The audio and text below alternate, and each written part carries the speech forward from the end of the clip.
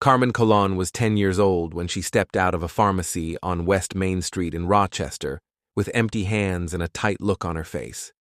She had come for a prescription for her grandmother, and the clerk told her it wasn't ready. Carmen didn't argue. She turned back toward the sidewalk, small against the passing cars, and started the short trip home alone. It was the kind of errand kids did every day in that neighborhood, quick, ordinary, forgettable, until she didn't come back.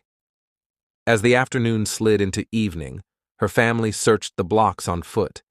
They checked the stoops where kids gathered, the corners where buses hissed to a stop, the doorways where someone might duck in to avoid trouble. When they asked if anyone had seen Carmen, the answers were shaky and incomplete. A boy thought he'd seen her near the pharmacy. Someone else remembered a small figure crossing a street. Nothing stayed solid. Somewhere between the store and home, she had vanished. Not long after, drivers on the expressway outside the city saw something that broke the rhythm of the road. A child ran along the shoulder, bare from the waist down, waving both arms like she could stop traffic by force of panic alone. People were moving fast, windows up, radios on, minds locked on getting home. Some motorists stared, trying to make sense of what they were seeing at highway speed. Some told themselves it had to be something else, a misunderstanding, a moment their eyes got wrong. In 1971, there were no phones in every pocket. By the time someone reached a payphone, the road behind them was already miles away. Witnesses later described a car near her, moving in a way that looked like it was trying to match her, to cut her off. In the blur of vehicles and noise, the moment ended the way it started, sudden, unreal, and Carmen disappeared again. On November 16, 1971, her body was found in the town of Riga, Monroe County. The discovery turned fear into fury because the case carried a detail that felt impossible to accept. A child had been in plain view along the road, signaling for help, and whatever chance existed in that window had closed. Rochester argued about what people should have done and what they would have done if they had been the one behind the wheel. Police pushed out requests for information, and tips poured in from strangers who wanted to help and from people trying to make sense of what they had seen. Detectives canvassed blocks, checked known offenders, and chased leads that arrived by phone and in person.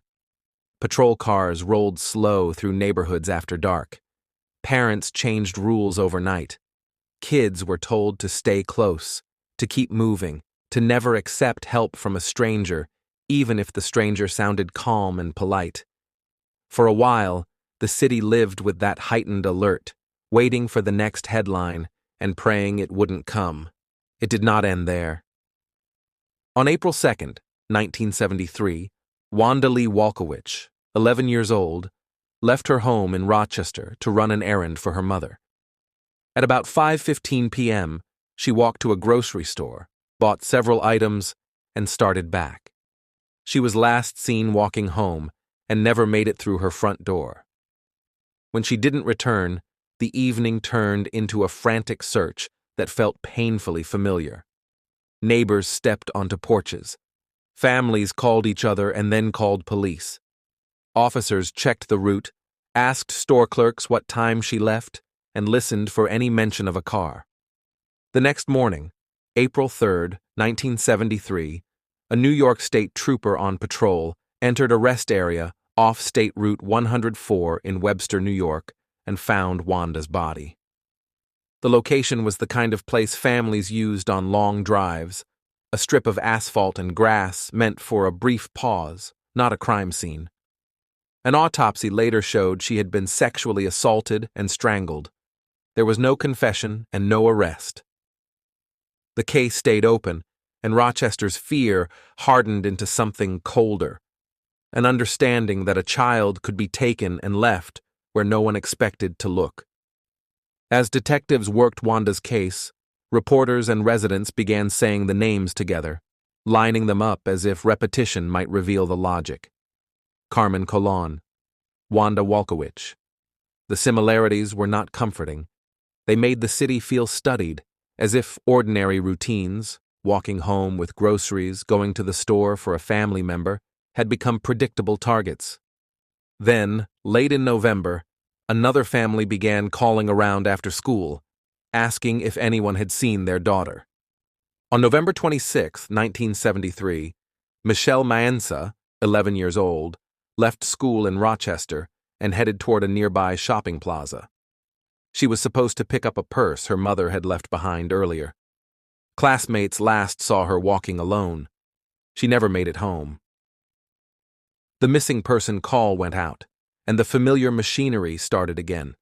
Patrol cars, radio chatter, officers checking parks and vacant lots, parents scanning faces in passing cars, flyers went up in windows, phones rang in kitchens. Each hour that passed changed the tone of the search. On November 28, 1973, Michelle's body was found in the town of Macedon in Wayne County.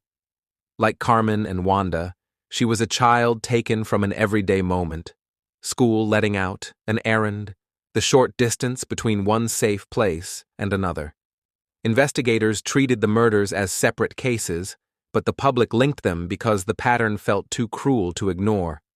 3 girls, all 10 or 11, all abducted during daylight hours near where they lived, all killed, all left, where someone would eventually stumble onto them.